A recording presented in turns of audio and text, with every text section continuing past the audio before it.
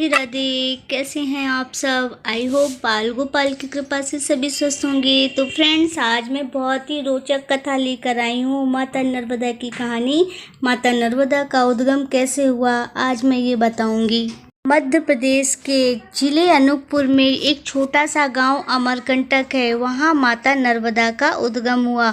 वहां राजा मेखल नाम के एक राजा राज किया करते थे, जिनकी पुत्री का नाम नर्मदा था। और जब उनकी पुत्री ज्यों-ज्यों बड़ी होने लगी तो राजा को चिंता सताने लगी। उन्होंने एक ऐलान किया कि जो भी राजकुमार गुलबकावली का फूल लेकर आएगा, उसका स्वयंवर विवाह मेरी पुत्री राजकुमारी के साथ कर दिया जाएगा। लेकिन कोई भी ऐसा व्यक्ति नहीं था जो गुलबकावली का फूल लेकर आ जाए। लेकिन एक सोनभद्र नाम के राजकुमार थे, जिन्होंने गुलबकावली का फूल लेकर राजा मेखल को दिया। तो उनकी पुत्री नर्मदा का स्वयंवर और विवाह सोनभद्र के साथ तय हुआ। जब सोनभद्र का और नर्मदा का विवाह हो रहा था, तभी जब नर्मदा तैयार हो रही थी, उनकी सहेली एक जुहिला थी जो कि नाउन भी थी, तो वो उनको तैयार कर रही थी। उनके सुंदर आभूषण और वस्त्र को देखकर जुहिला के मन में लालच आ गया। तो उसने कहा कि मुझे थोड़ा देर के लिए अपने ये गहने जेवर वस्त्र पहनने के लिए दे दो, मैं कभी ऐसे महंगे कपड़े नहीं पहनी हूँ। तो नर्मदा की सहेली भी थी जुहिला, तो नर्मदा ने अपने वस्त्र और गहने जुहिला को पहनने के लिए दे दिए। जब देखा कि बहुत देर तक जुहिला नहीं आई और नर्मदा यूं ही बैठी हुई थी इंतजार करते हुए, जब जुहिला बहुत देर तक नहीं आई तो नर्मदा बोली कि देख के आऊँ तो आखिर गई कहाँ ये। आकर क्या देखती हैं कि वह सोनभद्र के साथ जुहिला बैठी हुई है और अपना विवाह करा रही है।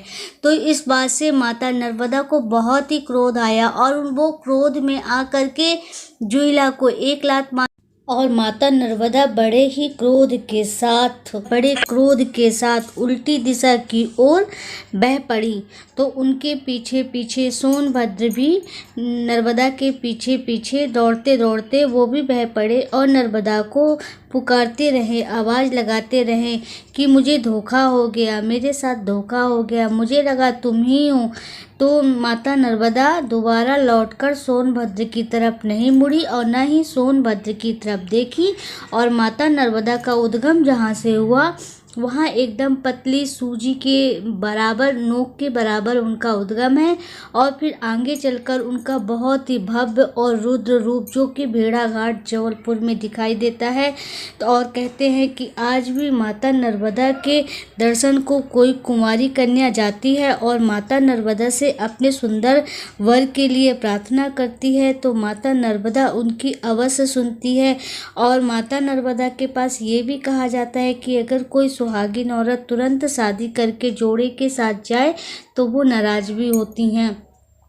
तो फ्रेंड्स, ये थी माता नर्मदा के उद्गम की कहानी। और कहते हैं आज भी वहाँ पे मंडप एकदम हरे भरे हैं और वहाँ एक हाथी है। कहते हैं कि जो पाप किया होता है तो उस हाथी में फंस ही जाता है।